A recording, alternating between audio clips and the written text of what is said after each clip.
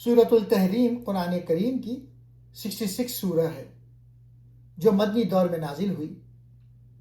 محمد اسد اپنی تفسیر the message of the قرآن میں اس سورہ کے ذریعے خاندانی زندگی کے آداب، انسانی لرزشوں اور توبہ کے تصور کو ایک منفرد فکری زاویے سے بیان کرتے ہیں۔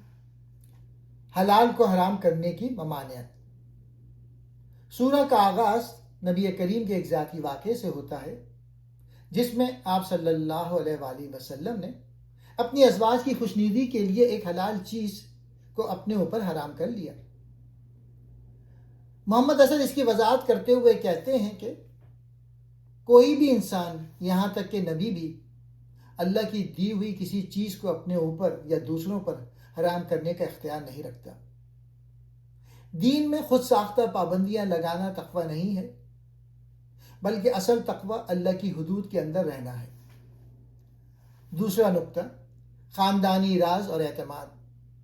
سورہ میں ایک راز کا ذکر ہے جو نبی نے اپنی ایک زوجہ کو بتایا مگر انہوں نے دوسری کو بتا دیا۔ محمد اسد اس پر بحث کرتے ہوئے لکھتے ہیں کہ یہ آیات زوجین یعنی میاں بیوی کے درمیان باہمی اعتماد کی اہمیت کو واضح کرتی ہے۔ ایک مثالی اسلامی گھرانہ وہ ہے جہاں رازوں کی حفاظت کی جائے اور ایک دوسرے کے احساسات کا احترام ہو۔ تیسرا پوائنٹ، اپنی اور گھر والوں کی اصلاح۔ آیت 6 میں حکم ہے، اے ایمان والو، اپنے آپ کو اور اپنے گھر والوں کو اس آگ سے بچاؤ جس کا ایندھن انسان اور پتھر ہے۔ محمد اسد کے نزدیک اس کا مطلب صرف ڈرانا نہیں بلکہ یہ ایک سماجی ذمہ داری ہے۔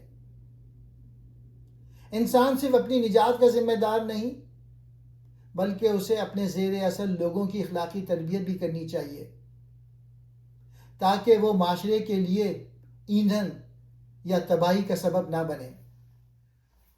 چوتھا پوائنٹ، خالص توبہ۔ اس سورہ میں توبہ نصوح کا اصطلاحی لفظ استعمال ہوا ہے۔